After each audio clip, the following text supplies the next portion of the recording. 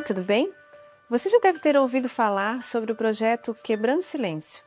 Ele é promovido pela Igreja Adventista do Sétimo Dia em 8 países aqui na América do Sul, desde o ano 2002. Esse é um projeto social, educativo e de prevenção contra o abuso e a violência doméstica. Então ele traz conteúdos e orientações para evitar que a violência aconteça. Também aponta caminhos para a melhor forma de buscar ajuda e denunciar os abusadores. Além disso, promove um acolhimento para as vítimas, com mensagens de esperança e de superação. A campanha acontece durante todo o ano, mas no mês de agosto há uma ênfase maior, onde acontecem palestras, passeatas, rodas de conversas e outras manifestações. Temos o dia D, que é o último sábado do mês de agosto. A cada ano é escolhido um tema para ser abordado e discutido com o propósito de conscientizar a nossa comunidade. Este ano, vamos abordar o tema abuso sexual infantil. Queremos preservar nossas crianças e adolescentes, garantindo que eles tenham um desenvolvimento pleno, livre de dores e marcas tão complexas. Você pode conhecer mais sobre esse tema acessando o site oficial do projeto. E pode nos acompanhar aqui em nossas redes sociais, onde vamos lançar alguns vídeos e algumas postagens abordando mais essa temática. Quebrando Silêncio é um compromisso da Igreja Adventista para termos uma sociedade mais justa e com menos violência.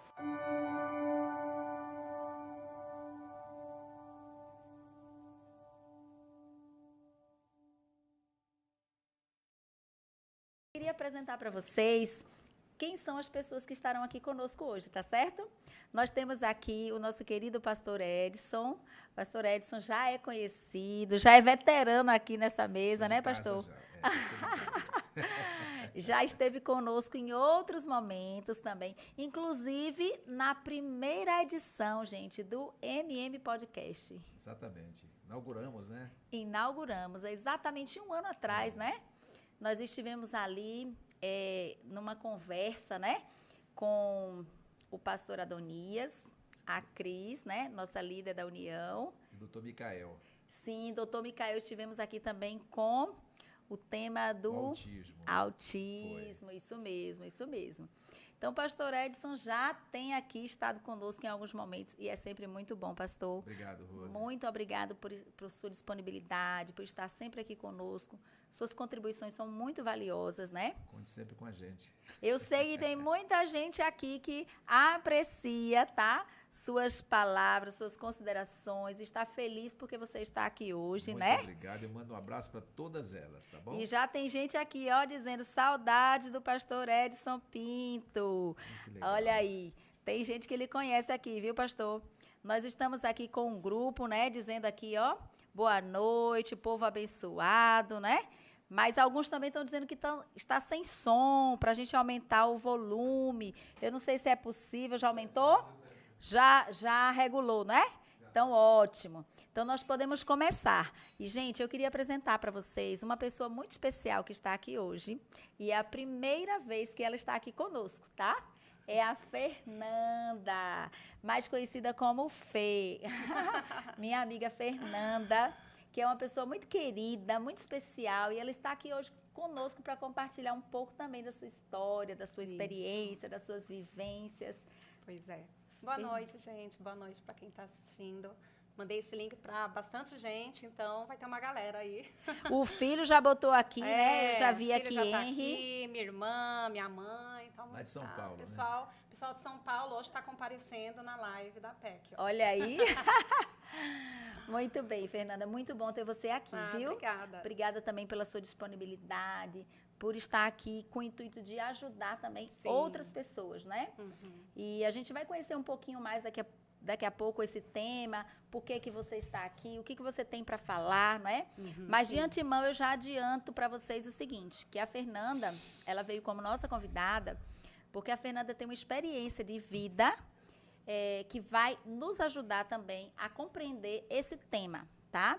Vai nos ajudar a ter sensibilidade, para que a gente possa também ajudar outras pessoas Sim. que estão vulneráveis. Crianças, né? Que estão vulneráveis. Porque o tema desse ano, eu não sei se você já viu aí nas redes sociais, está tendo já muita campanha, né? Em relação a esse tema. E o tema desse ano, Quebrando Silêncio, é a campanha. Todo ano tem o Quebrando Silêncio. E cada ano, o Quebrando Silêncio, ele vai tratar de um tema específico. O ano passado, o senhor lembra, pastor? Foi? No passado foi sobre a questão das maternidades. Maternidade, Né? violência. Violência na maternidade, no processo de maternidade. Isso. E aí a igreja teve a oportunidade de ir às ruas, de visitar também alguns hospitais, maternidades, né? E a gente tem alguns materiais que todo ano a gente distribui para os distritos, né? E aí você que está nos assistindo já deve conhecer, né? E aqui também nós já sabemos, nós temos uma revista que é preparada, né? Uma revista dessa por família, é distribuída no sábado pela manhã, que é o sábado, esse ano, dia 25. 24, 25 ou 26, fiquei em dúvida agora. Acho que é 25. Vou olhar daqui. É o último sábado de agosto. É. Sempre é o último sábado de agosto. Eu acho que é 24. 24, eu vou estar em Belo Jardim nesse dia. Ah, o senhor tinha me falado Belo mesmo. Jardim, depois vou para Palmeira dos Índios. Olha aí, vai estar ali divulgando também, falando, aconselhando, né? Trabalhando esse tema. Eu vou estar em Dormentes. Gente, Dormentes. Perto de Petrolina, né? Depois de Petrolina, 2 horas depois. De Petrolina. 10 horas de viagem. 10 horas de viagem. E vou estar lá, passar o final de semana com aquele povo abençoado, conhecer. Eu queria saber se tem alguém de Dormentes. Será que tem alguém de Dormentes aí? Se tiver alguém, dá um alô aí, viu? Olha, o Henry já botou aqui, viu, Fernanda? Arrasa, mãe! A Priscila tá gente, forte, meu né? filho, olha. Gente, que legal, né? Gostei, viu, Henry? Gostei aí da tua vibração, viu? Mas eu tô vendo aqui, olha, alguém tá perguntando se você é psicóloga, né? Porque acha que você é uma pessoa muito sábia. Quanta sabedoria desse ser humano. Meu Deus do céu, gente. Vocês vão ver eu falando. Não tem nada, não. Gente, toda mãe é psicóloga, né? Natural. Natural, porque já tem uma faculdade ali, né? Diante dela todos os dias, que é o filho, né, pastor? Verdade. Mas, gente, olha, a NB sinalizou aqui, ó, Dormentes está aqui, ó. Um abraço aí, viu, para a turma de Dormentes. Nós vamos estar junto aí daqui a uns dias, né? Aqui, sem ser nesse próximo final de Sem semana. ser nesse agora no outro. No outro, dia 24, já estão colocando aqui, ó, 24, isso mesmo. Gente, uma boa noite e bem-vindos, vocês que entraram agora, vocês que estão aí nos acompanhando. Nós vamos aqui conversar um pouquinho sobre esse tema, tá bom? E a revista, né, que eu mostrei aqui para vocês, com o tema principal que é Infância Ameaçada. Então, esse ano, a campanha vai se concentrar em nos ajudar, nos despertar a consciência para a proteção dos nossos filhos, das nossas crianças. Nós, enquanto igreja, temos um grupo de crianças, né? Todo sábado, né? Todo sábado, todo culto, que está sob nossa responsabilidade, né? Então, aqui tem artigos, histórias, conversas que vão nos ajudar a abrir os olhos, despertar para esse cuidado, né? Porque o objetivo da campanha não é remediar a situação, mas o objetivo da campanha é a prevenção, né? E aí, para isso, também nós temos uma revista que foi preparada para as crianças, né? Na linguagem infantil, com desenho do nosso amiguinho, em formato de quadrinhos, né? Todo ano, a igreja prepara esse material para ajudar as crianças. E para os adolescentes, também, né? Tem o Quebrando Silêncio Teen, tá certo? Então, na linguagem adolescente, sabe, Fernanda? Então, Todo ano tem? Todo ano tem. Ah, só conhecia da criança. A da criança tem, a do adolescente também. Nós distribuímos 400 revistas teen para cada distrito e 800 infantil, tá? E dessa aqui de adulto, ela vai de acordo com a quantidade de famílias, né? Cadastradas no sistema. E para a população, para a vizinhança, para a passeata, aí nós temos também um folheto, que também foi distribuído já aos montes, né? Para os pastores passarem para o seu distrito, tá certo? Então, se você for fazer uma passeata, se você for fazer uma panfletagem, distribuir em alguma escola, você tem, então, esse material que já está prontinho, tá certo? E realmente pode ajudar a prevenir, né, alguns casos que a gente vê que tem aumentado, né, gente? O que é que vocês têm visto aí? O que é que vocês têm achado? Como é que vocês enxergam essa situação aí, hein? Pode falar.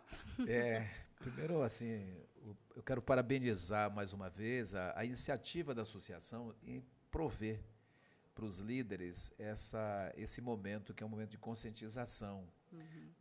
O objetivo realmente é que a gente nos unamos para proteger a infância, né? Proteger a infância e entendermos que assim, a responsabilidade de cuidar da criança não é só da família, é de todos nós, é da igreja, é de todos nós, enquanto pessoas temos essa responsabilidade, porque a geração seguinte passa por nossas mãos. Então isso é uma sagrada responsabilidade, né? E o tema dessa campanha, quando fala da infância, né, a infância ameaçada, antes da gente entrar no assunto da violência, eu colocaria assim, a infância tem sido ameaçada por vários fatores.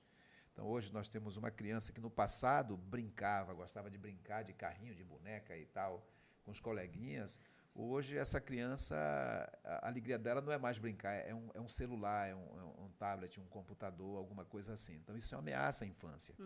Temos outra ameaça da infância que eu vejo, é a questão da alimentação. Nossas crianças têm se alimentado muito mal. Então, aquilo que é mais saudável, aquilo que é melhor, que é bom, então, muitas vezes, não é escolha da família e tal. Um outro ponto que ainda vejo nisso é a superproteção dos pais. Os pais têm protegido demais os filhos, e isso prejudica a infância. Né? A gente sabe dos riscos e dos perigos que nós temos. Né? E, por último, eu colocaria assim, a questão das noites, da importância da noite para uma criança, Sono, o né? sono reparador.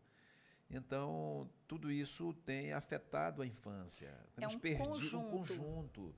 E nesse leque dessa criança acordada e à noite, muitas vezes ela tem acesso a materiais pela internet que trazem um tremendo prejuízo ao desenvolvimento da criança. Né? E sem falar, sem nem mencionar o que é o ponto central da revista, que são as vulnerabilidades que uma criança enfrenta. Ela não sabe se proteger, ela não sabe se defender. Então, ela precisa de suporte para que ela tenha essa proteção. Né? Esse é o objetivo, realmente, da campanha desse ano. Proteger a criança, proteger a infância, proteger a criança. O senhor mencionou aí, pastor, a questão da superproteção, né? Como um dos fatores também que prejudicam, né? Pode ser que algumas pessoas que estão aqui nos ouvindo, nos assistindo, queiram fazer alguma pergunta, pode fazer daqui no chat, tá? A gente vai responder. Pode ser, pastor, que alguns pais, diante do cenário atual, né, das dificuldades, do aumento da violência, né? Antigamente as crianças brincavam na rua. Eu me lembro que eu brincava na rua. Eu aprendi a andar de bicicleta no terreno baldio que tinha do lado da minha casa. Tipo, eu, meu irmão e outras crianças do prédio. Então, não tinha nenhum adulto. Hoje a gente não deixa as crianças sozinhas, né? Então, hoje há uma proteção a mais nesse sentido também, assim. Porque eu acho que talvez o medo, né? De que aconteça alguma coisa. Exatamente. Então, a gente cerca mais. Eu acho que está acontecendo isso, né? Acontece, isso eu tenho chamado muita atenção por onde passo falando sobre esses assuntos, é que essa superproteção, ela inibe o desenvolvimento da criança. A criança ela não se sente segura, ela precisa aprender a dar os passinhos dela, acompanhada pelos pais, lógico, mas ela precisa de um espaço para ela se desenvolver. E se os pais estão ali sempre dando orientação que eu digo assim, interação instrutiva, faça isso, faça aquilo e tal, aquela proteção exagerada, isso prejudica o desenvolvimento da criança, é seguro. Um outro ponto que eu tenho visto, Rose e Fernanda, e irmãos e amigos que nos veem, é a questão da fragilidade que, quando o casal ele supervaloriza essa função protetora dos filhos, eles terminam esquecendo do casamento, do marido e mulher. Então, eles aprendem a funcionar bem nessa função de pai e de mãe. E aí, o que acontece? Excesso de proteção, enfraquecemos os filhos e enfraquecemos o casamento. Então, nós encontramos assim, muitos casais que se perderam como esposo e como esposa, só sabem ser pai e mãe. Veja que prejuízo é para a estrutura da família. E como nós, ao invés de protegermos a infância, ameaçamos ainda mais a infância. Porque uma criança ela vai aprender muitas coisas assim da relação, vendo os pais, vendo a mãe cuidar do pai, vendo o pai cuidar da mãe, ou seja, o esposo cuidando da esposa, lições que ela vai levar para o resto da vida. Então, a proteção da infância envolve muitas coisas, inclusive isso. Então, a gente vê aí que é um problema sistêmico, né? Sistêmico. Em vários âmbitos, em várias áreas, né? Uma coisa vai ligando à outra, as crianças não têm mais a oportunidade de brincar, a alimentação está mais industrializada, né? Uma coisa mais prática, mais rápida, lanche de escola, lancheira, comida já pronta. Os salgadinhos, esses chips aí à vontade, né? Alimentos com condimentos, corantes. Então, tudo isso vai ameaçando o desenvolvimento saudável dessa criança, né? A relação entre os pais. E parece que é um problema que não tem nem solução, né? Porque é uma coisa que vai gerando outra, que vai gerando outra. As pessoas não têm mais tempo de preparar comida, então compram comida rápida. As crianças não têm mais espaço, o mundo está mais violento, né? E aí a gente vê essa criança nesse contexto, né? Uma criança mais fragilizada. Sim. Eu só uma última contribuição, eu estou vindo agora no mês de maio passado, de 20 a 25 de maio, tivemos um congresso internacional de psiquiatria infantil. Primeira vez se realiza na América Latina, foi no Rio de Janeiro. E é impressionante como todo mundo está preocupado. A preocupação é porque essas gerações que estão sendo formadas, já por 3 gerações que os filhos não conseguem ir além dos pais. Então está todo mundo assustado. A súplica sendo feita aos profissionais que fazem diagnóstico de certos transtornos que acometem a infância, pedindo, olha, não fecha diagnóstico antes de tirar a tela dos filhos, tira a tela, porque muitas coisas que confundem como autismo, com transtorno de déficit de atenção e hiperatividade, nada mais é do que falta de infância, entendeu? Falta de infância, excesso de tela, comida errada. Então, está todo mundo preocupado. Ninguém sabe como sair da situação, mas há uma preocupação. É verdade. É verdade. E a gente vê, nós que temos filhos, né, Fernanda, e vocês também que estão aí acompanhando, que têm filhos, sobrinhos, netos, a gente tem visto isso e muito claro, né, a diferença das crianças da geração anterior para as crianças de agora, né? A gente percebe como eles estão mais frágeis, né? Não sei se você consegue perceber isso. Não, até a questão da ansiedade. As crianças hoje em dia estão muito ansiosas. Eu estava conversando com a minha irmã domingo e ela falando da minha sobrinha, que tem 3 anos, que ela rói muito a unha. Ela tem 3 anos, está tudo no cotoquinho, assim, de tanto que ela rói. E ela come muito, exageradamente, e vai muito ao banheiro. Aí ela conversando com a cunhada dela, que é psicóloga, ela falou, tira as telas. E se você vê, hoje em dia, essa questão da ansiedade com as crianças, do TDAH, tudo mais, aumentou tanto, mas vem caminhando junto com o uso das telas. Então, foi proporcional, né? Isso.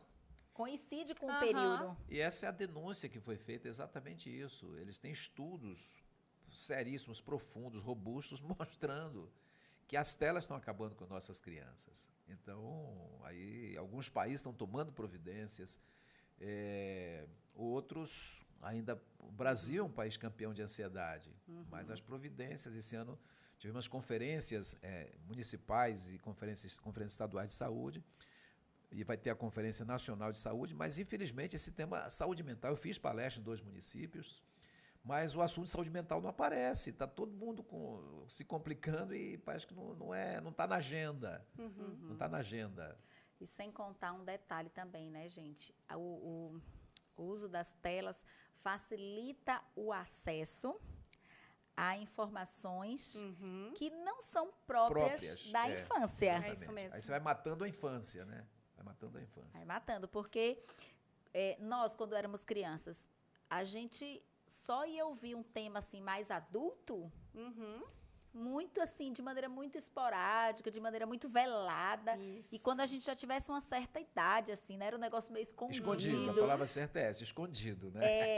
Mas hoje, uma criança que tem um dispositivo, ela pode acessar filmes, ela pode acessar imagens, inclusive de pornografia, né?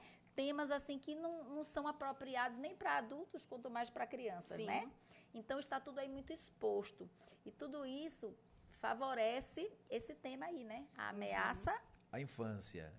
Eu acho que a gente trabalhar essa visão mais aberta é fundamental para que uma pessoa ou outra não pense que a proteção da infância é só a questão da sexualidade. Sim, Nós porque temos que cuidar da infância. Há uma infância que está ameaçada e nós precisamos realmente direcionar todos os esforços no sentido de dar um suporte à criança, pelo menos que as crianças que lidam, que estão sob os cuidados da Igreja Adventista, quer seja na escola adventista, no Clube de Desbravadores e Aventureiros, ou nas escolas da igreja, no departamento infantil, que a gente possa ter essa consciência de proteção. Nós precisamos proteger essa infância. Eu acho que ainda o pessoal ainda não se deu conta, porque ainda não teve resultados, porque é dessa infância de um tempo para cá. é muito recente. Então, é muito recente, então ainda não teve, né, esse boom de olhar lá na frente como estão essas crianças que adultos se tornaram. Aí sim eu acho que vai começar a preocupação de não, agora a gente...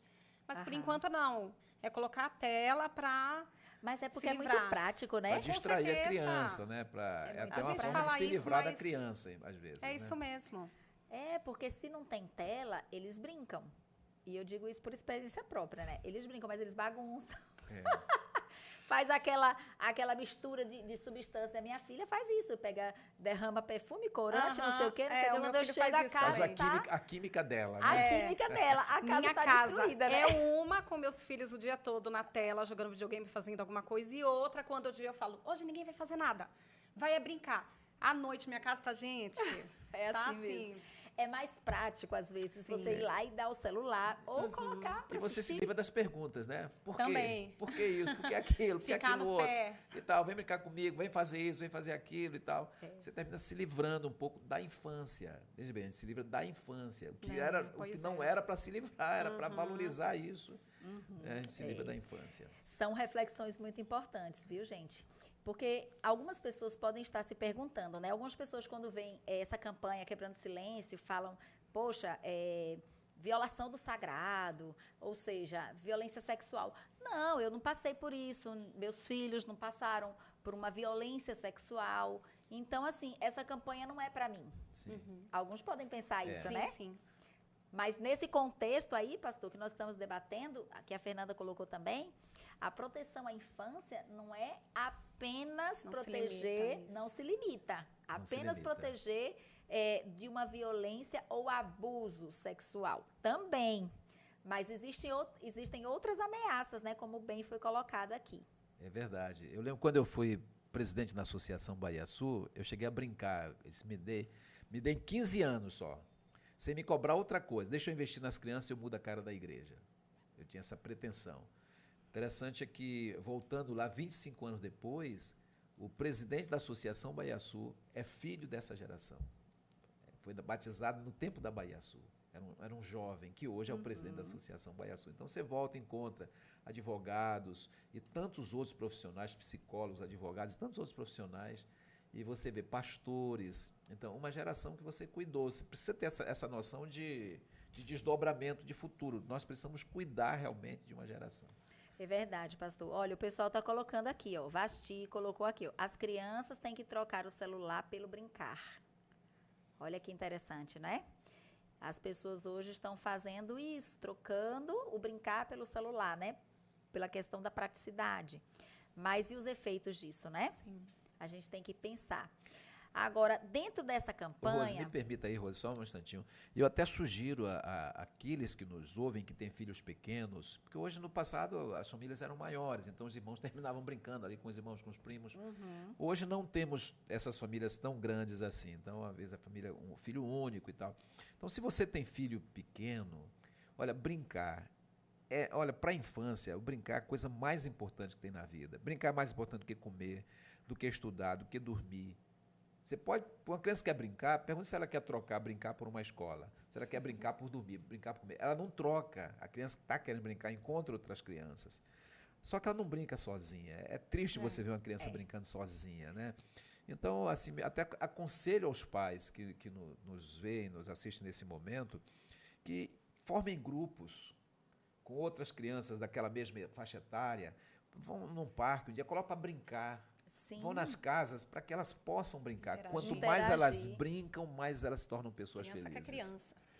Então, você vê que você chega num lugar, assim, no hospital, numa clínica ou numa igreja, quando a criança vê outro, os olhos chegam, crescem os olhos, brilham os olhos. E eu falo que eles saem de lá assim, é minha melhor amiga. Ai, Se meu melhor conheceu amigo. naquela hora. Pronto, é tão isso aí. É intenso. isso que a gente tem que valorizar na criança, né?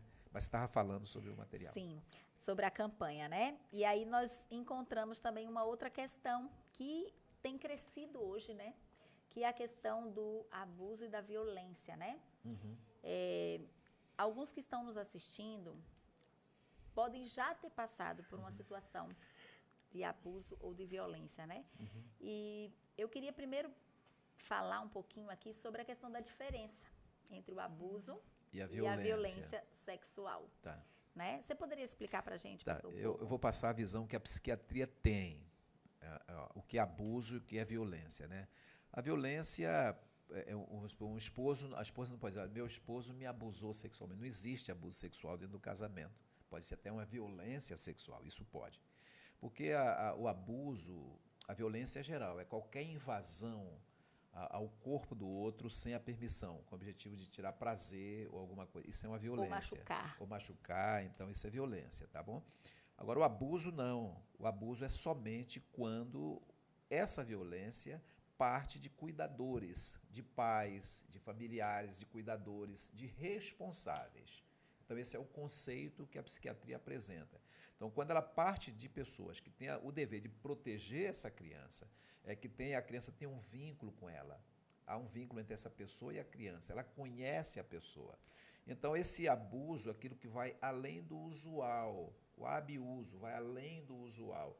É usual que eu pegue, posso fazer uma carícia no braço da criança, tudo bem, apertar a sua mão, mas não é normal apertar a sua mama.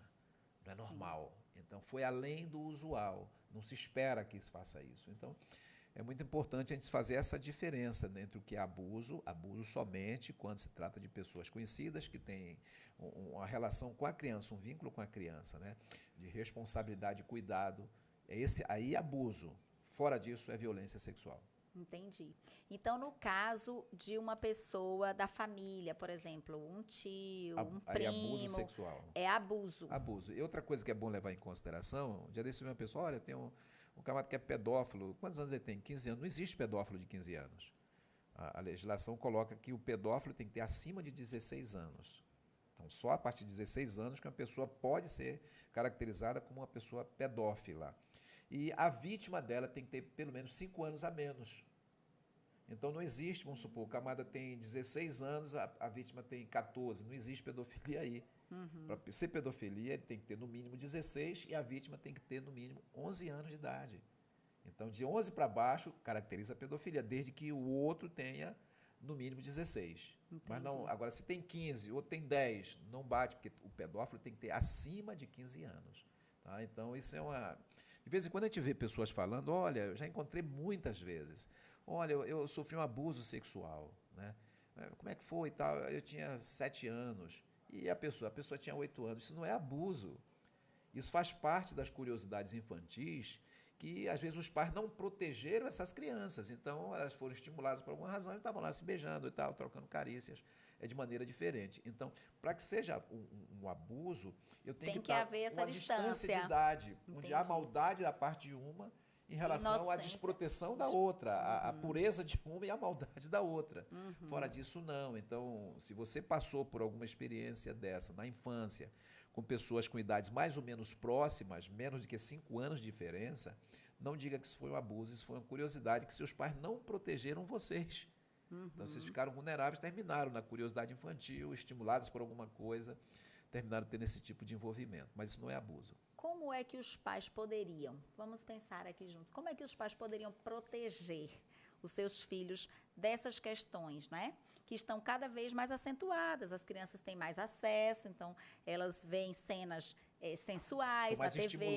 Estão mais estimuladas. Exatamente, então, se a criança, por exemplo, de 5, 6, 7 anos, vai para a escola e encontra um coleguinha que já viu certas coisas, né, na internet ou na TV, e que quer estimular, quer quer ter algum tipo de experiência Quer com essa fazer, criança. quer praticar o que ele viu, né? Como é que você protege o seu filho disso? Como é que a gente poderia ajudar? Porque é possível que tenha alguns pais aqui nos ouvindo, né?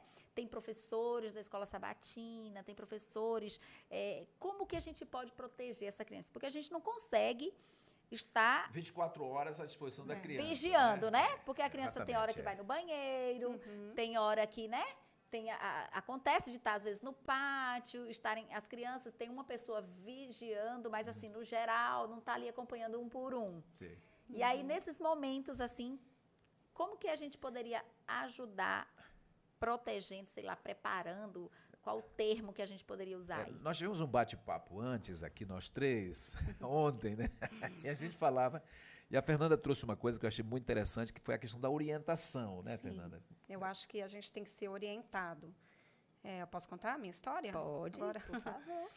O que acontece?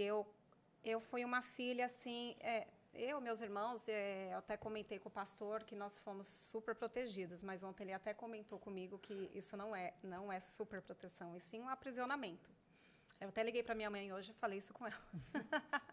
Alguns pais prendem muitos filhos, né? Prendem Pensando que estão muitos protegendo. filhos, Não tem isso. nada a ver com proteção. E não é legal, porque eu falo que isso daí também cria um trauma. Eu hoje gosto de criar meus filhos, eu falo para o mundo mesmo, se quiser sair de casa, quiser viajar, Meu filho já foi morar eu tenho um filho mais velho, de 18 anos, foi morar com o pai dele.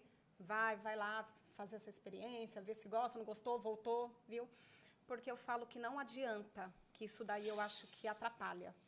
Eu fui super protegida, eu não podia ir para acampamento, eu não podia ir para desbravador, para nada, nada. Eu não dormia na casa de amigos, na casa de avós, nada. Meu pai não deixava nada. No máximo, eu dormia na casa de um tio, que era irmão dele. Só que eu tinha minhas primas, só isso. E eu tinha uma amiga, uma vizinha, que era muito amiga minha, muito amiguinha. E a gente sempre falava, dormir na sua casa, vem dormir aqui. E eu pedi para minha mãe, para meu pai, para eu dormir na casa dela. E minha mãe foi lá, falou com meu pai, insistiu, né? Deixa. E a família era muito amiga, né? Então, a família, todo mundo se conhecia. Vocês moravam próximos? Isso, morava próximos, né? Vizinho, ali colado. Então, era uma família, duas famílias, assim, amigas. Qual a sua idade, Fernanda? Então, eu não consigo me lembrar exatamente, mas eu acho que entre 8 e 9 anos de idade. Não chegava a ter 10 anos, não. Eu acho. Tinha que ter perguntado para minha mãe, que eu falo que isso daí também cria um bloqueio, eu acho que na mente, não sei. Aham. E, com isso, eu fui dormir lá. Meu pai permitiu que eu fosse dormir. Foi a única vez que ele deixou eu dormir na casa de uma amiga, quando eu era pequena. E eu estava com essa amiga, passei a tarde toda brincando, e à noite a gente estava assistindo televisão, e eu acho que era até um domingo à noite. E ela falou que estava com sono, ela falou, eu vou dormir. Eu falei, vou continuar assistindo. E só estava nós duas na sala. E eu fiquei assistindo a televisão, até peguei uma cadeira, porque a televisão ficava assim, na lateral do sofá. E eu peguei uma cadeira e coloquei de frente para a televisão. Estava tudo escuro, só uma luz do corredor acesa. E eu sentei lá e fiquei assistindo, sozinha. E eu até falo que isso é o erro, que os meus filhos hoje, eu falo, tá na casa, né? Tá na casa de um amigo, fica com o amigo, fica sempre com o amigo. Não vai junto com o pai, não vai junto com o tio, não fica sozinho, não fica perambulando sozinho na casa, enfim. Você já dá essa orientação, Isso. já para prevenir, para evitar. Eu fiquei sozinha lá numa noite no escuro. E o pai dela, que era até padrasto dela, mas ela era uma filha de criação, que, né, desde pequenininha, estava junto, ela tinha uma outra irmãzinha também menor. Ele veio e perguntou o que eu estava fazendo na sala sozinha, e eu falei que eu estava assistindo televisão. Eu falei, Elisângela foi dormir, e eu continuei assistindo televisão. Aí ele, tá. Aí ele veio por trás de mim na cadeira e começou a, me acariciar, massagear. E, olha, você pode ser pequeno, você pode nunca ter sido instruído, só que você percebe que o negócio tá diferente. Você acha estranho. Que saiu do usual, do habitual, de uma pegada normal na pessoa. Não, vai lá dormir. Não, é diferente. Então, eu comecei a sentir, ali eu já congelei, eu já travei. Eu falei, não, tá legal isso, não tá certo. E ele veio passando a mão em mim, foi passando a mão em mim, foi me beijando, me acariciando. E eu travada, congelada. Eu não conseguia me mover. eu lembro que eu ficava olhando até para as minhas mãos. E eu não conseguia me mover, mal conseguia respirar. E ele estava bem ofegante. Então, eu lembro muito disso, ele ofegante aqui, bem ofegante em cima de mim.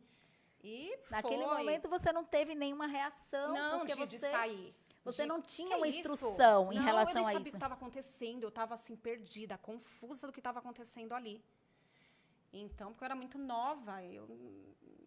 Enfim. Aí, ele foi, me levantou, ainda se esfregou em mim e tudo mais. E, assim, eu falei, nossa, graças a Deus. Ele parou uma hora assim, ele me empurrou mesmo. Ele me empurrou assim e falou, vai dormir. E eu fui pro quarto correndo, e eu lembro que eu estava de short, então ele passava a mão em mim, assim, tudo, e eu com a mão, assim, presa nos meus joelhos, tentando me prender. E eu fui pro quarto, chorando. Ele não viu eu chorando, porque quando eu entrei no quarto, eu comecei a chorar muito. E a minha amiga acordou, e ela falou, o que está acontecendo? Ela achou até que eu tinha caído, que eu estava muito vermelha. Acho que eu fiquei tão... E eu falei. Aí eu sentei na cama dela e comecei a contar tudo, relatei tudo o que aconteceu. E ela falou assim, não, ele não ia fazer isso com você, não. Isso daí devia ser um carinho. Ele estava te acariciando porque ele gosta muito de você. E eu falei, não, foi diferente. Ele acariciou em partes diferente, porque eu relatei tudo onde ele pegou, né? E ela falou, não, vamos dormir. Eu não sei se ela quis, tipo, anular aquilo, esquecer, ou se ela, como eu já falei com o pastor, eu conversei isso com a minha mãe também hoje, se ela também passava por abuso e ela não entendia como carinho. Ela interpretava como uma coisa inocente, isso, uma coisa porque boa, da forma né? como eu falei tudo como foi e ela achou normal. Então, só que ali eu já me senti, né, tipo, eu falei, desacreditada. Eu falei, meu Deus, ninguém vai acreditar em mim. Aí eu fui, deitei, apaguei a luz, deitei assim brava e comecei a chorar e fiquei a noite toda ali chorando. E no outro dia, eu não lembro como foi outro dia, mas eu lembro que eu fui para casa cedo. Só que eu não tinha coragem de contar para ninguém mais, para minha mãe, para meu pai. Porque como eu contei para ela que é minha melhor amiga e ela não acreditou em mim, eu falei, ninguém mais vai acreditar. E eu guardei aquilo ali para mim, eu fiquei muito mal, me sentindo muito, muito culpada, muito usada. Enfim, foi horrível. Só que isso daí estava muito preso dentro de mim e eu tinha que desabafar de alguma forma.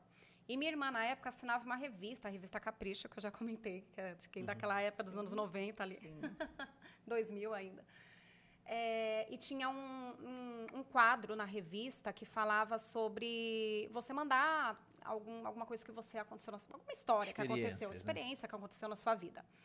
E eu lembro que eu li de alguém, alguma coisa de abuso, e eu falei, eu vou mandar aqui, alguém vai me ouvir, enfim, eu achei que ali ia ser bom. Aí eu escrevi a carta. Escrevi tudo o que aconteceu Anônima? comigo. Isso. Só que é o seguinte, como é que eu vou para os Correios? Uma menina de 9 anos, o Correio ficava longe da minha casa, não tinha como eu mandar essa carta, mas eu escrevi e deixei guardadinha, né, no meu imaginário, uma hora ia chegar lá. E depois de um tempo, a minha mãe achou essa carta. Estava lá, arrumando o meu quarto, e achou essa carta. E ela foi e me chamou. Eu estava em outro cômodo, e ela me chamou e falou, Fernanda, vem aqui. Eu fui lá, ela estava com a carta. Na hora que eu vi ela com a carta, eu não acreditei. Eu falei, meu Deus, minha mãe leu. E também porque era um sentimento de culpa, porque ele era amigo, né? Vizinho, tipo, o que eu estou fazendo? Eu vou destruir, né? Todo um relacionamento, Então, você se sente muito mal. Além do trauma, do abuso... A culpa. Ainda sentia a culpa. Isso. Meu Deus, pelo que o outro fez. E também a questão de, tipo, meu pai nunca deixou eu sair. Nunca deixou eu sair. E a única vez que ele deixou, olha o que aconteceu. Não vai deixar mais eu sair. Nunca mais. Porque aconteceu.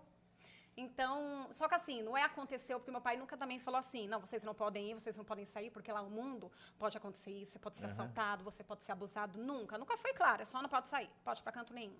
Então, se eu tivesse uma orientação de, você não pode sair, não é muito legal você ficar saindo, porque pode acontecer isso com você lá fora. A orientação, E se acontecer com você, fique esperto, grita, sai. Eu falo para os meus filhos.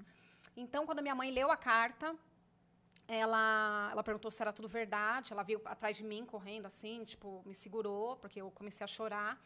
E eu falei que era tudo verdade. E ela não tomou nenhuma ação. Mas eu lembro que eu falei para minha mãe também, não conta para o pai, porque eu fiquei com muito medo. E hoje eu liguei para minha mãe. Eu falei, mãe, me conta uma coisa. Você tomou alguma ação? Eu não lembro disso. Teve alguma ação? Teve alguma coisa? Tomou providência? Isso.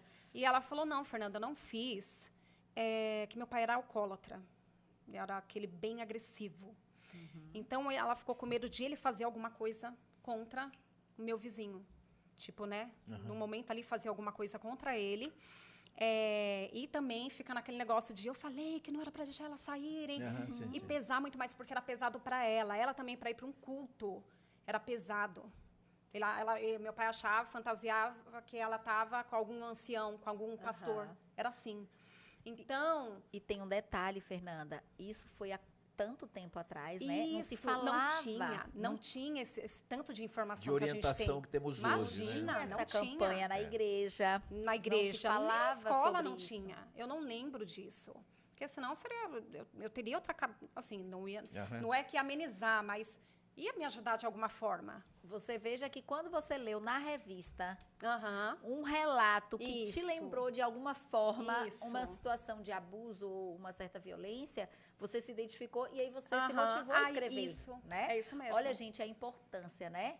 Da gente falar sobre isso na igreja, com as crianças, com os filhos, para que hajam denúncias, caso hajam essas situações, né? Ou no caso da prevenção, para que a criança saiba como Se agir. proteger. Sim, Se alguém tocar numa parte que não deve, não é? sim. E como eu falei, já comentei com você ontem, depois quando eu já estava um pouquinho maior, eu tinha uns 13, 14 anos no máximo, eu estava na casa de uma colega minha. Gente, essa questão de abuso, assim, parece que é um ciclo. Porque aconteceu comigo algumas vezes. Tanto dentro da minha família, que minha família não sabe, com o meu vizinho. Uma vez o pai de uma amiga também, eu estava na porta da casa dela, conversando com ela. Ela era da igreja no sábado à tarde, eu estava de vestido. E ele veio por trás assim, me abraçou assim, e ela de frente. Me abraçou e a gente conversando, ele desceu a mão para pegar, né, no meu bumbum. E nisso que ele pegou, só que aí eu já era esperta. E fora que já tinha acontecido comigo. Então, depois eu li muita coisa, fiquei sabendo de muita coisa. Eu, na hora, tirei a mão dele assim, saí, entrei, sentei do lado dela, olhei para a cara dele assim, com cara de... Como assim? Você conseguiu se impor. Consegui me impor. Então, mas porque ali eu já estava instruída. Entendeu? Então, é diferente. Hoje, até como conversei com eles, tipo, eu tenho meus filhos, tenho 3 filhos, né? Um de 6 anos, um de 8, um de 18. E eu sempre conversei muito isso com eles. E eu achei tão bonitinho que o meu de 6 anos, eu falo muito, deixo muito claro, de, ó, tem muita pessoa maldosa, tem pessoas boas, mas tem muitas pessoas maldosas. E meu marido estava numa pizzaria e ele pediu para ir no banheiro e meu marido falou, não, vai lá. Aí ele, não, vamos comigo, não, vai lá. E ele foi. Mas aí ele voltou pro meu marido e falou assim, tem gente no banheiro, eu não vou. Ele já tem uma Isso. consciência, né? Isso. Uma preocupação. Isso. E depois, quando eu estava num outro sábado, eu estava nessa mesma pizzaria, ele também veio pedir e eu estava comendo. Eu falei, não, vai lá, Luigi. Aí ele foi. Aí ele voltou, ele, não, mãe. Eu falei assim, vai no banheiro de menina. Quando a mamãe não está junto, você tem que ir no banheiro de mulher. Com o papai, você vai no banheiro de homem. Aí ele foi no banheiro de mulher. Depois ele voltou e falou assim, mãe, tem gente lá. Eu sabia que era uma mulher, né? Mas ele, não, mãe, tem gente, eu não quero ir. Aí eu vou respeitar ele, porque se eu instruir, eu tenho que, né, dar continuidade. Sim. Aí eu levantei, fui com ele, tinha uma moça lá trocando a bebê, mas eu fiquei lá esperando ele e voltei. Mas você tem que conscientizar o seu filho. Dos perigos. É a melhor coisa.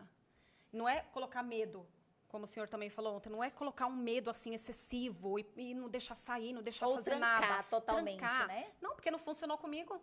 Tentou me trancar, mas uma hora ia ter que sair, eu ia ter que sair. E se não tivesse acontecido, depois eu estivesse na casa da minha amiga e o pai dela tivesse feito aquilo e fizesse coisas a mais e eu ficasse congelada. Então, não, eu consegui me livrar depois de outras, né?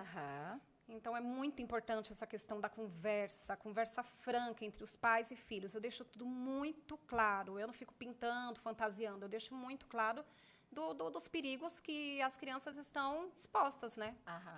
E, gente, para trabalhar com essa temática, com os filhos pequenos, nós temos algumas sugestões, alguns materiais, inclusive, né?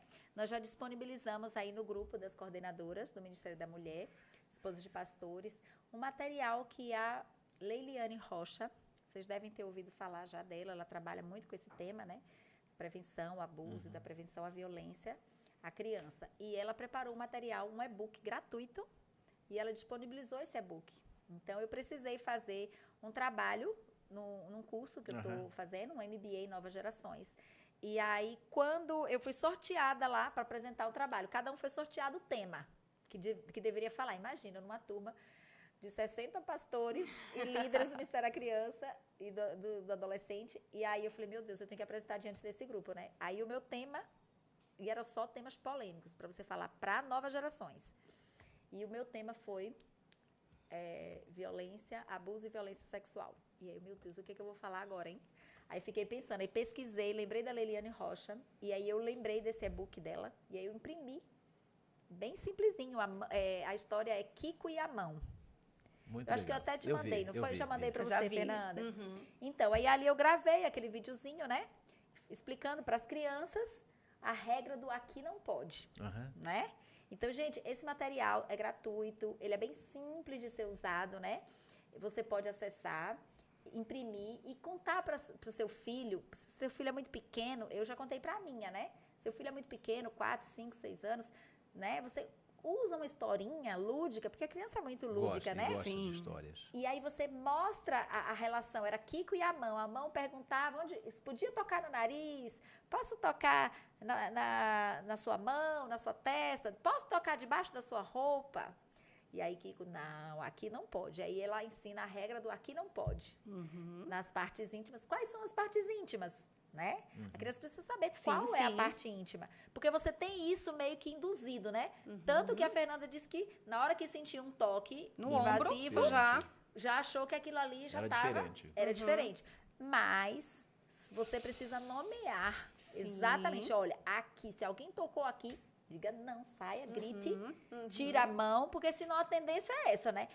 Congelar. Não saber o que fazer. Não saber o que está acontecendo. Paralisa, né? Então, se você instrui a criança antes, que se um dia, porventura, alguém tiver um toque dessa forma, você não deve deixar. Você deve sair, você tem que tirar a mão, você tem que gritar, chamar alguém. Porque você não estava sozinha na casa, né? Pois é. Se você tivesse gritado, a esposa estava em casa, né? Sim. Daquela pessoa. A sua amiga estava em casa. Você, tipo, não estava num deserto. Isso, eu estava na casa sozinha com ele. Não. Então, veja, o que poderia ter evitado, talvez fosse isso. Sim. Né? Exatamente. Uma orientação. Então, gente, nós temos esse material, tá? Procura aí a esposa do pastor ou a líder do Ministério da Mulher do seu distrito, tá?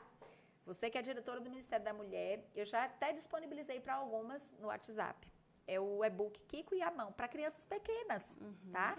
E nós temos muito material, gente. A internet hoje está chuva de materiais, né? Mas o importante é, você seleciona o material e você trabalha, você mostra para a criança, né? Por isso que nós temos os materiais aí para ser trabalhado, né? Para que essa infância, ela seja protegida. Não no sentido de ser aprisionada. Isso. Não é que você não vai deixar ninguém mais, seu filho, fazer um passeio com a família. Não pode ir para casa de ninguém. Né? Não, tive depois muitos momentos felizes. Fui para casa de amigas dormir, na casa de amigas depois na adolescência e não aconteceu nada. E se fosse acontecer, eu já estava esperta. Mas se fosse com instrução, seria melhor do que eu ter passado por um trauma.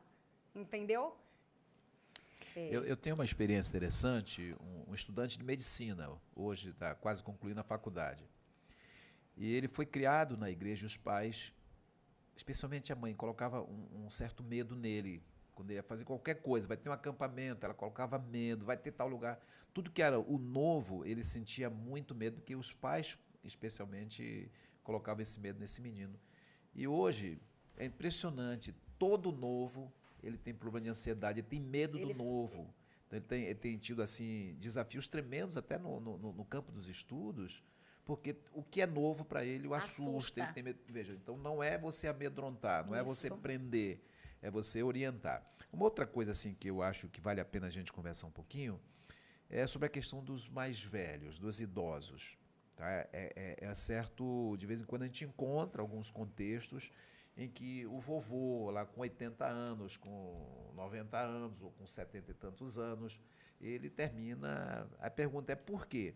E, às vezes, uma pessoa que teve uma vida, assim, uma vida pautada pela moralidade, pelo cristianismo, e a pergunta é, será que uma pessoa, depois de uma certa idade, pode apresentar comportamentos assim compatíveis com a moral, com a decência? Pode, infelizmente pode. Porque na medida que a pessoa vai envelhecendo, essa parte frontal vai perdendo, digamos assim, vai perdendo neurônios, vai murchando. E essa parte é que freia a parte instintiva, Então, à medida que isso vai havendo uma neurodegeneração na parte frontal do cérebro, esse idoso volta a ser como criança. Então, ele é capaz de ter comportamentos estranhos. Existe, inclusive, uma doença chamada demência frontotemporal, que ela acontece, é um Alzheimer que dá nessa região. Então, na demência frontotemporal, o que aparece mais é desinibição, principalmente na sexualidade. Então, assim, é muito importante, você que tem o vovô, já de uma certa idade, você tem que proteger não só o vovô, como proteger a criança. Sim. É como se fossem duas crianças agora. Eu tenho que proteger as duas. Né? Então, não espere, porque o seu pai, seu avô, foi uma pessoa que teve uma vida assim... Não significa que seja um pedófilo. Não é pedófilo, aquilo é um problema... Não tem um desvio de moral. Não é nada disso, não é para levar para a delegacia, é uma questão para você acompanhar, que possa ser que isso faça parte do processo de senilidade, desse avançamento da idade. Sim. E a neurodegeneração da parte frontal.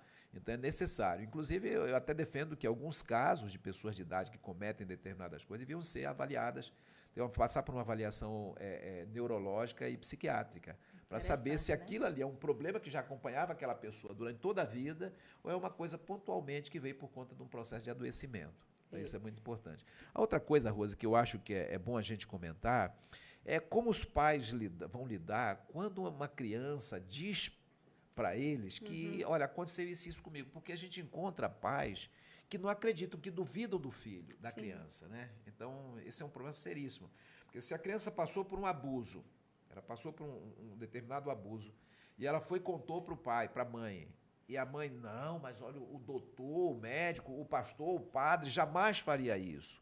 O tio, o vizinho, não, o avô, o pai, não, jamais. São pessoas assim que eu ponho a minha mão no fogo. Então, quando você faz isso, você está acabando com o seu filho, com a sua filha, porque você não está acreditando nela. Tá? Então, é importante você acreditar, dar um voto de confiança para essa criança e investigar. E começar um processo de investigação para avaliar realmente. Se é fruto da imaginação. Às vezes há questões ligadas à imaginação. Ou se é uma realidade. Você tem que investigar, você tem que dar o voto, você tem que acolher essa criança. Sim. E às vezes pedir para ela conversar, arranjar uma outra pessoa para ela conversar, para você checar se as histórias batem, porque quando a criança passa por uma experiência, a história é a mesma. Quando ela inventa, aí não bate. Ela conta para um jeito, daqui a pouco ela altera alguma coisa, conta de outra forma. É muito comum nas crianças, né? Ela conta para a Fernanda de uma forma, daqui a pouco já vai e conta para outra. Porque a criatividade dela é muito criativa. Então, isso pode acontecer também, mas a gente não sabendo, a pessoa não sabendo de que se trata, os pais têm que acolher a criança e investigar direitinho para ver o que está acontecendo. Investigar, isso mesmo. Muito bom, pastor. Olha aí, gente, quanta coisa interessante, né? Quanto conteúdo bom. A gente está aqui discutindo, conversando e aprendendo, né? Sim. Olha, essa questão mesmo aí da idade, né? Da degeneração aí, eu não conhecia, né? Para mim é uma novidade. Interessante a gente debater sobre isso, né? Porque senão a gente já pensa logo, não, aquela pessoa era uma pessoa que já era... Foi a vida já toda. Assim, quantas devem ter sido vítimas? Nós temos partes no cérebro que, quando alteradas, alteram totalmente comportamentos. Eu cito sempre o exemplo da minha irmã. Eu tenho uma irmã no Rio, faleceu com câncer no cérebro. E o câncer da minha irmã foi exatamente no hipotálamo, a região bem central. Essa região é que regula a sexualidade, regula a fome, regula a sede, regula o equilíbrio, assim, a temperatura do corpo. Ela faz toda essa regulação. Ela é colada com a glândula hipófise. Interessante. A minha irmã, a cirurgia foi bem ali naquela região. Minha irmã era uma menina super recatada. Depois dessa cirurgia, ficou com a sexualidade afloradíssima. Olha aí. Minha irmã comia assim, quando ela comia assim, parecia um passarinho comendo.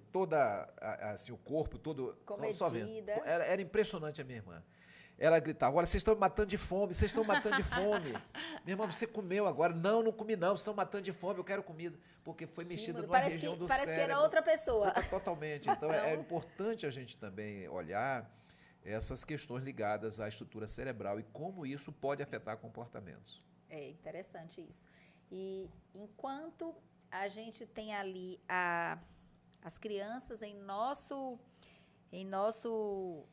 olhar, em nossa proteção, na igreja, na escola, em casa, na casa de amigos. A gente precisa ter esse cuidado, né? Esse olhar, conhecer essas variações e saber também que existem pessoas, né, doentes, maldosas, existem pedófilos, existem pessoas que sentem atração por crianças, né?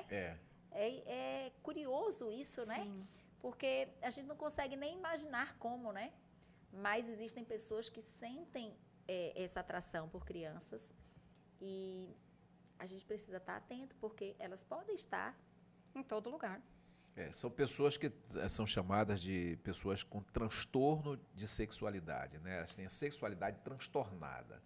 Então, as pessoas que têm transtorno na sexualidade, não é do ato sexual, mas da sexualidade, elas vão ter, assim, preferências sexuais estranhas.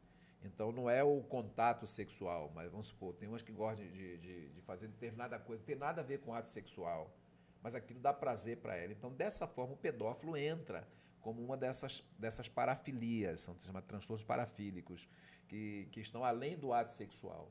Então, alguma coisa realmente são Agora, doenças. O pedófilo, ele foi abusado na infância para virar um adulto? Pode sim, pode ser e pode não ser. Ele pode ter sido também estimulado, entendeu? Suponhamos que ele viu muitos filmezinhos acessando a internet, pessoas mexendo com crianças, aquilo ali pode criar uma memória que ele venha agir dessa forma. Entendi.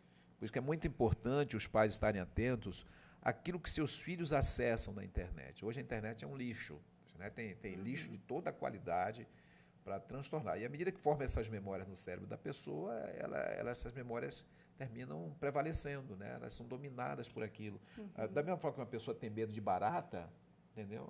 Tem medo de barata, mas barata não faz mal a ninguém e tal, mas tem medo de barata. Então aquilo é um desvio, é um inseto ali que não ataca ninguém, digamos assim, mas a pessoa tem um desespero tremendo com a barata. Então, eu tenho esse problema que aí é uma questão do cérebro da pessoa, da mente. Você está entendendo? Então, como assim como eu tenho medo de um animal, de um inseto assim, inofensivo, né? Eu posso também que... criar uma imagem diferente de atração por alguma coisa que não tem nada a ver.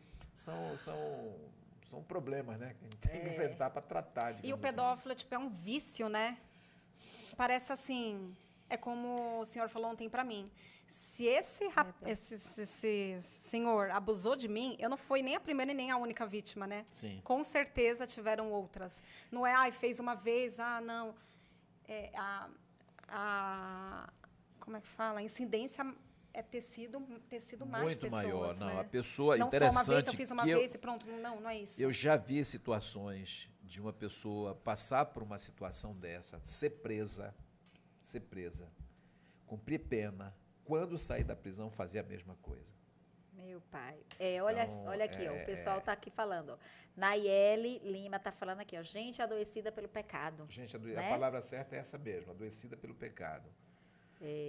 Então, assim, a gente tem que entender que nós estamos vivendo no mundo cada vez mais adoecido pelo pecado.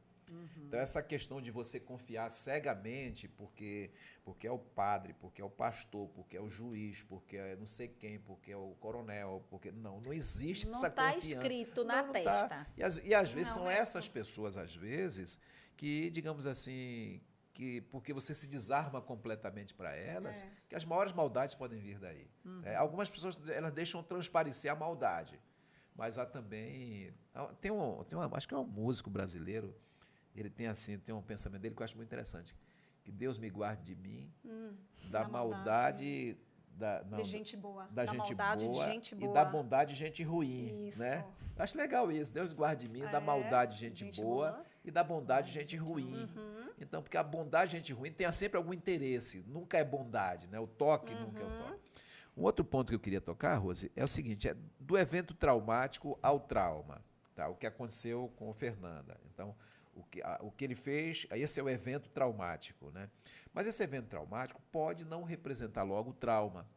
Esse trauma pode vir depois. Supomos que a criancinha lá, alguém escutando a gente, olha, porque a pessoa ela usa dessa artimanha, ela coloca no colo, ela começa a fazer carícia e tal. E a criança era pequena quando passou por uma experiência dessa, tinha 6 anos, e não interpretou aquilo como uma maldade. Aí depois, 30 anos depois, assistindo um bate-papo como esse nosso, Aí diz, aquilo era maldade, eu não sabia. Então, veja, 30 anos depois, o evento traumático está 30 anos lá atrás e o trauma se estabelece aqui. Agora, 30 anos depois, ela começa a ter um trauma, porque ela faz uma nova leitura, uma nova interpretação do que aconteceu, aí o trauma, a partir daí, se estabelece. Então, Mas essa situação traumática estava presente ali. não estava porque o evento ela não interpretou assim. Porque o trauma tem que ver com a interpretação do evento. Entendeu? Entendi. Quando o evento é doloroso, o evento doloroso, por si só, já está com a interpretação. Entendi. Mas se o evento não é doloroso, tá? Sim. A pessoa não sabe. Então, depois é que ela vê, meu Deus, Quando cai em si. cai em si, aí é que estabelece. Aí é que ela se assusta em relação àquela pessoa. Que possa ser que nesses 30 anos ela estivesse lidando com essa pessoa da maneira mais tranquila possível. Mas a partir do momento que o trauma se estabelece, quando ela vê a pessoa, ela faz uma nova leitura, uma nova interpretação daquela pessoa a partir dali. Entendeu? Então, Eu acho que é interessante também, Fernanda, a gente concluir aqui falando um pouquinho também. Eu queria que você falasse, sabe, para as mulheres que estão nos assistindo, porque tem pessoas aqui que se identificaram com a sua história, tá? Tem alguém que colocou aqui, ó, só quem já foi abusada sabe o que é. Me emocionei com a história, relembrei tudo que eu passei. Né? Então, tem pessoas que também passaram por situações assim. Muitas pessoas. Né? E a dor é grande. E como que você lidou com essa dor, sabe? Como que você lidou com essa situação? Como que é hoje isso para você? Como você ressignificou isso, né? Para você estar aqui hoje contando, né?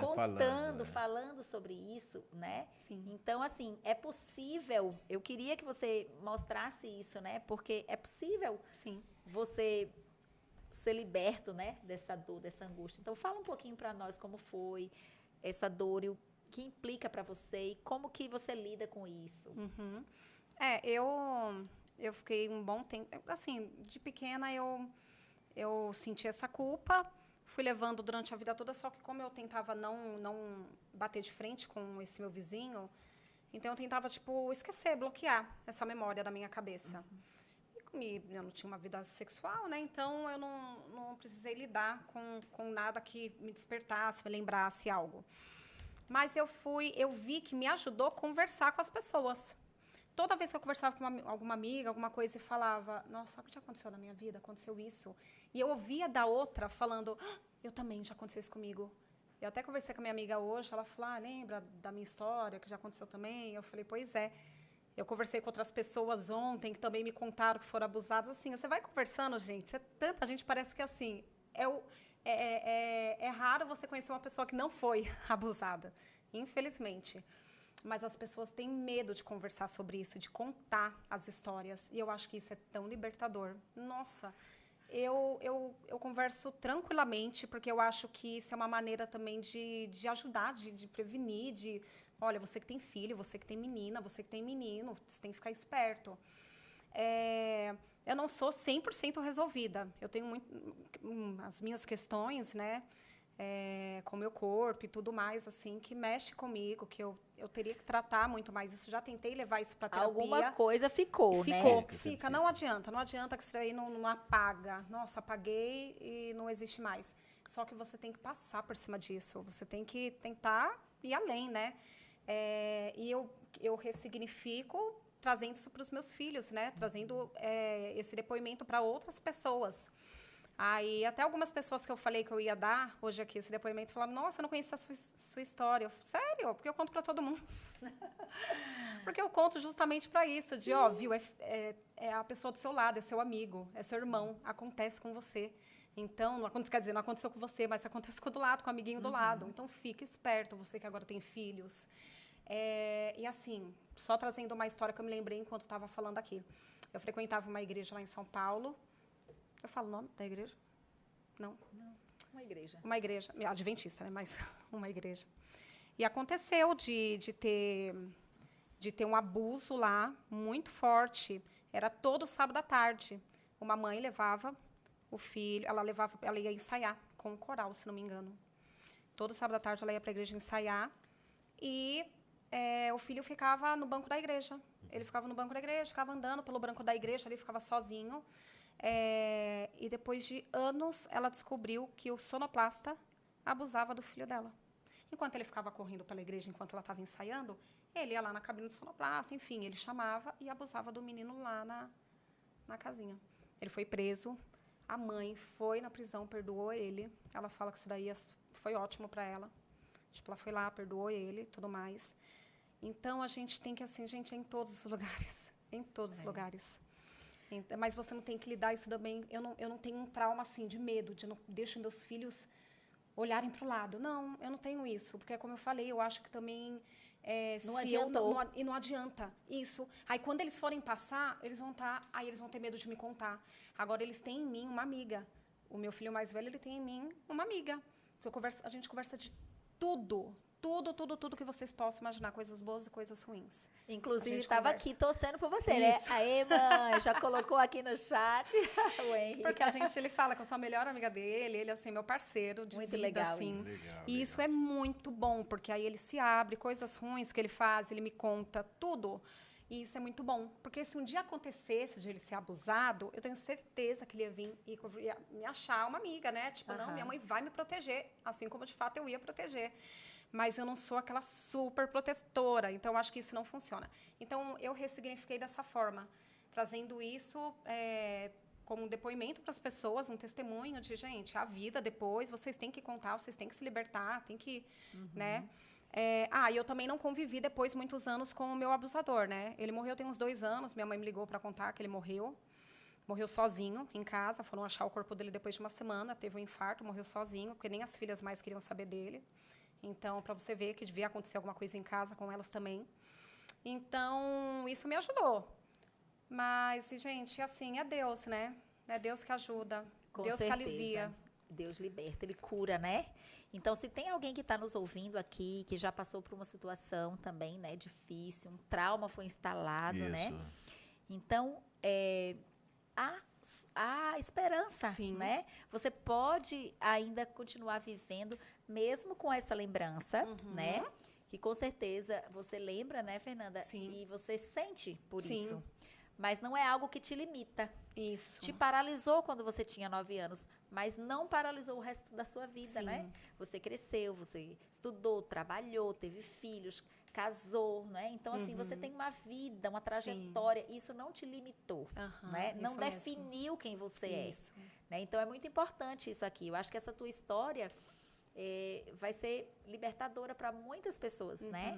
Que podem estar também sentindo tendo esse mesmo sentimento, né? Mas que muitas vezes pensa, né? Poxa, eu nunca vou ser feliz, eu nunca vou conseguir me esquecer isso, eu nunca vou conseguir superar, né? Mas é possível, Sim. né? E conversar sobre isso é o melhor a se fazer. Tem uma pergunta, a Nayeli e a Miriam estão colocando aqui um ponto muito interessante, estão dizendo assim, olha, o abuso acontece não somente com meninas, mas com meninos também. Muito bem lembrado, Miriam e Nayeli. Inclusive, é bom até salientar que o abuso do menino chega a ser mais grave do que da menina. Com certeza. Entendeu? O menino... Por quê, pastor? É por causa da estrutura da mente, entendeu? A estrutura da mente do menino, então, do machismo, já desde cedo isso é natural. Então, quando o menino... A masculinidade, outro, né? mexe com um menino, pega um outro menino, digamos assim, um adulto, um homem mexe com um menino, isso mexe, ele começa a se interpretar como sendo, às vezes, tendo afinidade, tendo assim, tendência homossexual, ele vai crescendo e pode crescer com isso. Então, por isso que o abuso, ele é como se o homem fixasse mais as coisas na cabeça, por isso que o homem suicida mais, essas coisas todas. Entendi. Então, é mais perigoso. Então, os pais têm que proteger meninas e meninos. Agora, tem um ponto aqui que eu queria... não sei se nós estamos caminhando para o final, já estamos caminhando para o final, né? A pergunta é, como fazer?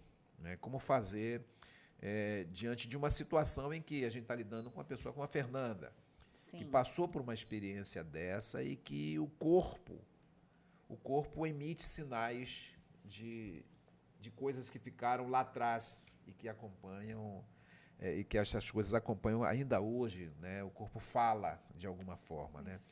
Aí você vai buscar ajuda na psicologia, na psiquiatria, mas é muito importante dizer para vocês que passaram por um momento desse que a despeito da dor, as pessoas não reagem do mesmo jeito.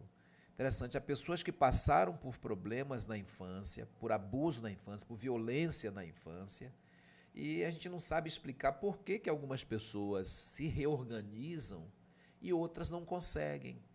Entendeu? Algumas pessoas teriam como fosse uma resiliência maior, uma rede de apoio maior, e elas conseguem se organizar. Às vezes sem ter passado num psicólogo, num psiquiatra. É impressionante isso, como a gente vai ver a vida se organizando para algumas pessoas de maneira diferente. Mas se nós estamos falando hoje para alguém que passou por isso, ainda convive com essa monstruosidade, com esse terror na sua vida, e você vai agora buscar uma ajuda de um profissional, isso é muito importante. Agora, não esqueça de procurar profissionais que partilhem com você da sua visão cristã, porque esses profissionais, seguramente, eles ancorarão todo o seu processo de cura, de recuperação, de ressignificação em Cristo Jesus. Tá? Então, é algo que vai além da dimensão humana. Quando você se liga a um profissional, somente na ligação com o profissional, o resultado é um. Mas quando você se liga a um profissional, esse profissional te liga a Cristo Jesus. Gente, é uma diferente. outra coisa. E assim, é uma dimensão de cura, de recuperação, de perdão, de ressignificação, que a ciência, tanto na psiquiatria como na psicologia, a psiquiatria é mais aberta para isso, inclusive, entendeu? Mas a ciência não consegue explicar, vai além. A irmã White tem um pensamento no livro, no Atos dos Apóstolos, na página 127 ou 121, ela diz assim: quando o finito se liga ao infinito, quando a mente falível do homem se liga à mente infalível de Deus, nessa comunhão, nesse contato, que se opera as grandes maravilhas, as grandes mudanças. Então, algo até impossível aos olhos humanos. Aos olhos humanos, e acontece. Então, a pessoa que acredita realmente, ela vivencia essa experiência com o apoio da ciência, com apoio, e acima de tudo, uma ciência que é centralizada em Cristo Jesus. E ela diz assim, e nessa ligação é que o trabalho vai além do admissível, e faz um apelo, se una a ele. Então, é muito bom quando você procurar uma ajuda profissional, não busque qualquer profissional. Busque um profissional que te ajude também você se aproximar de Cristo Jesus. Isso é fundamental. Se a pessoa quer, de maneira só humana, resolver os seus problemas, fatalmente ela não vai conseguir. Mas com apoio espiritual, com a ajuda de Deus, com essa ligação com Cristo Jesus, muita coisa acontece. Eu tenho visto assim maravilhas acontecer na vida das pessoas. Amém, amém. Olha aí, não é? Que perspectiva interessante, né? O apoio do terapeuta, o apoio do médico, do psiquiatra, o apoio da igreja, das pessoas, rede de apoio, comunidade, da família. né? Comunidade, a família, mas o mais importante, que esteja centrado em Deus, Sim. né? Porque quando todas essas estruturas falharem, ou ainda que a terapia não dê conta de algumas questões lá, né?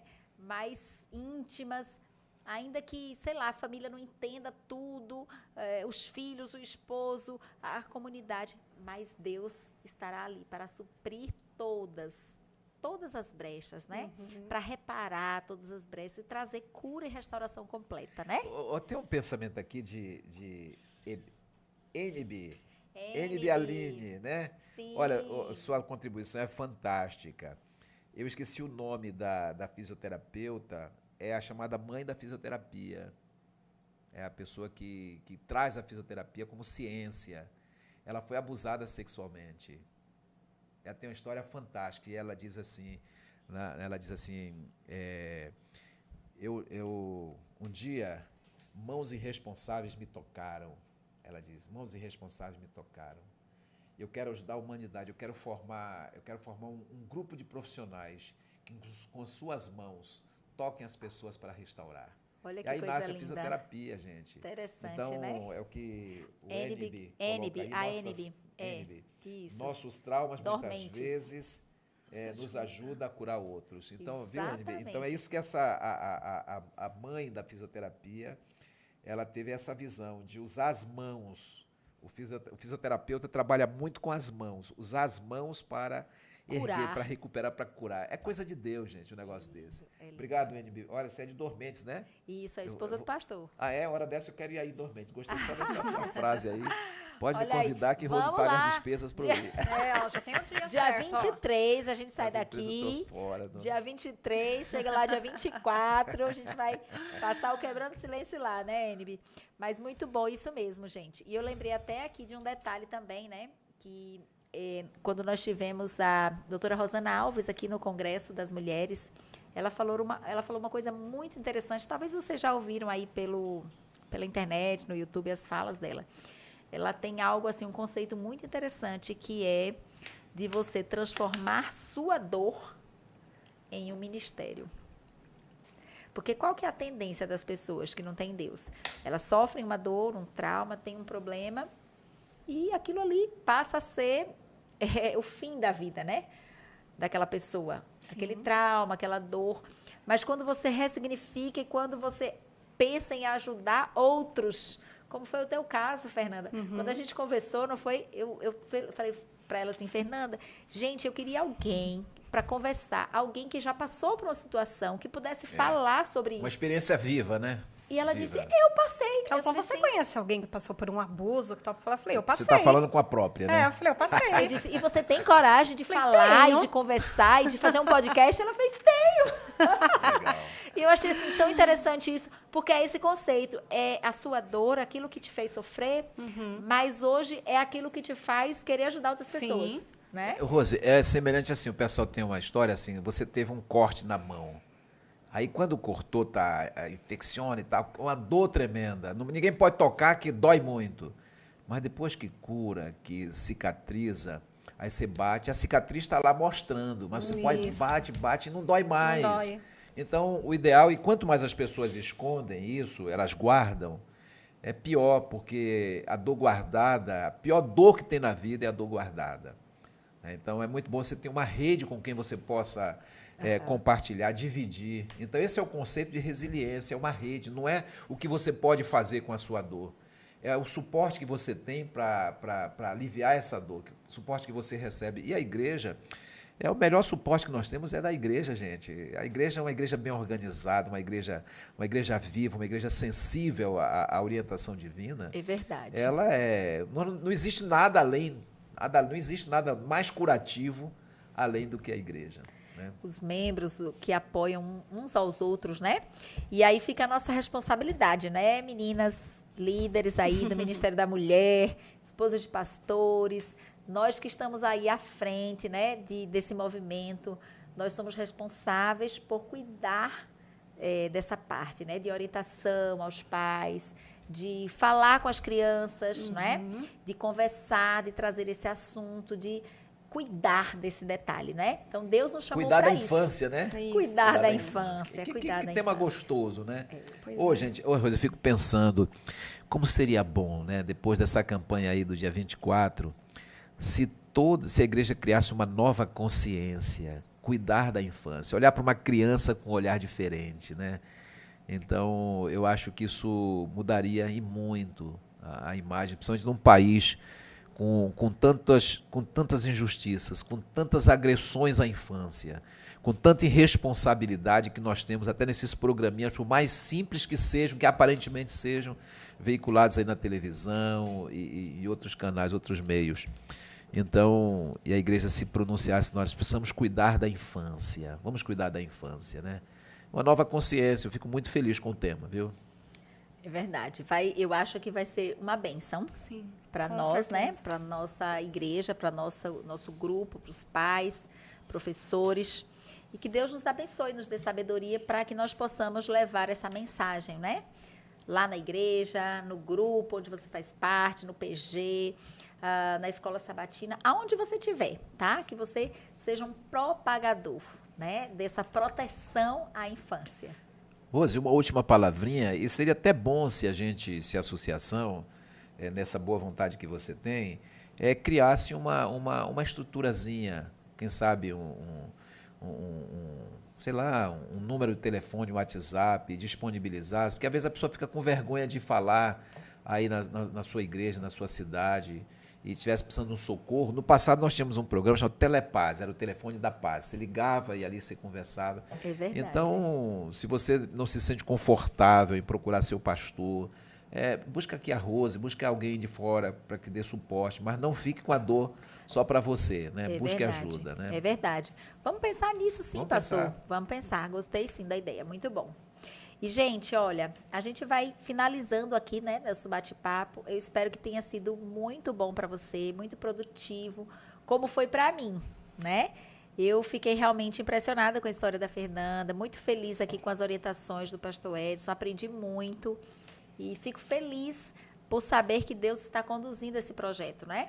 Inclusive você que é líder, que é diretora do Ministério da Mulher, vocês estão vendo aí, né, que nós estamos com uma camiseta aqui, né? Toda especial, tá? Então, quem tiver... Todo mundo mostrando a sua, né? Mostra a camiseta, né? Porque, gente, olha, a igreja disponibiliza a arte dessa camiseta, né?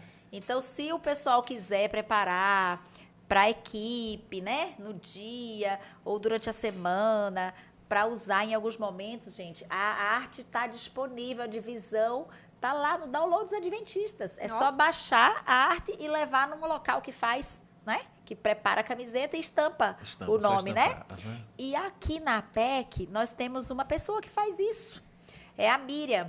Miriam, ela até botou aqui já, né? A observação aqui, pastor, ela está interagindo, ela está acompanhando a gente. Então, a Miriam, as coordenadoras distritais têm o contato dela. E a Miriam, ela já tem um monte de pedidos, já fez um monte de entrega e ainda está fazendo mais.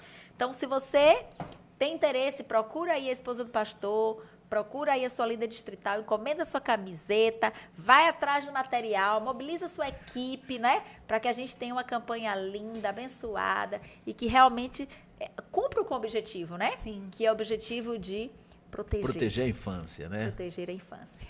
Legal. Deixa eu dar um abraço aqui para Marli Rubival.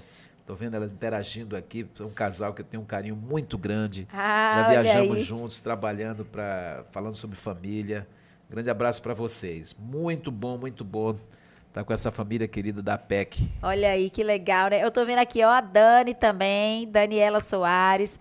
Dani é nossa coordenadora distrital aqui do distrito da Bela Vista.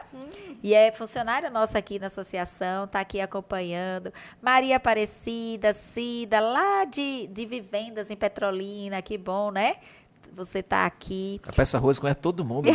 Meu Deus do céu. Meu Deus, deixa eu ver. Eu conheço um monte de gente que tá aqui. É porque se eu for citar todo mundo, né? Vai demorar muito. Mas que bom, viu? Ter vocês aqui acompanhando esse momento. Nós vamos encerrar com uma oração, né? Agradecer a Deus. E queria agradecer a você também por ter participado, por ter estado aqui conosco, né? Divulgue aí o link, porque tem algumas pessoas que não puderam estar ao vivo, mas podem assistir depois aí, né? E receber as orientações. Vou pedir ao pastor Edson, por favor, pastor, encerra com oração. Vamos orar. Senhor nosso Deus, nós queremos agradecer por pessoas que passaram no nosso caminho e protegeram a nossa infância. Amém, Pai. Queremos agradecer pelas pessoas que ajudaram a outras a minimizar as dores de uma infância que não foi protegida. Amém. Queremos te pedir, Senhor, de maneira muito especial, que o Senhor proteja as nossas crianças, que o Senhor nos dê, Senhor, a sensibilidade, olharmos para uma criança com respeito, com carinho, que nos nossos momentos em que estivermos pregando ou falando, que não esqueçamos das crianças. Precisamos protegê-las também com as nossas mensagens nos púlpitos da igreja. Amém. Abençoa a nossa associação, aqui na pessoa de Rose, do pastor Everon e dos demais que lidam com esse trabalho. Obrigado, Senhor, por Fernanda partilhar um pouquinho da sua experiência. Ó Deus, cura em nossa vida as dores que, infelizmente, passamos, os momentos difíceis que tivemos que atravessar, as marcas deixadas, que o Senhor possa nos ajudar a encontrar pessoas e, acima de tudo, na ligação com o Senhor, encontrarmos a cura para as nossas dores, para que a nossa felicidade seja restaurada em Cristo Jesus. Amém. Abençoa a campanha que será feita agora no dia 24. Toma nas tuas mãos a nossa sociedade, que o Brasil possa ver nessa campanha, Senhor, uma luz a proteger a infância brasileira, a infância da América do Sul, a infância mundial, em nome de Jesus. Amém. Amém, amém, amém. Gente, obrigada mais uma foi vez, ótimo. Fernanda, pastor. E obrigada a todos vocês que estiveram aqui conosco, tá bom? Obrigada aí aos meninos também, ó. Valeu aí pela ajuda, viu? Tchau, tchau. Até o próximo, hein? Um abraço. Setembro, vem aí, né? Setembro a gente vai falar um pouco mais sobre saúde Mental. mental. Tamo juntos, tá bom?